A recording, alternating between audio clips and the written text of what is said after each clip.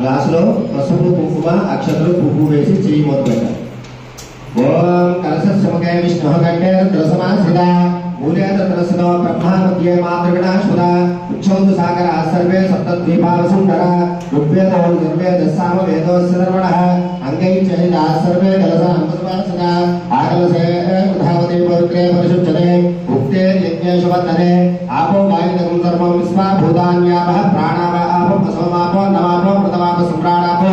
विराडापस्मराडाप शतागुस्यापो ज्योतिगुस्यापो यजुगुस्यापो सत्यमाप सर्वा देवता आपो भूर्भुवस्वरापो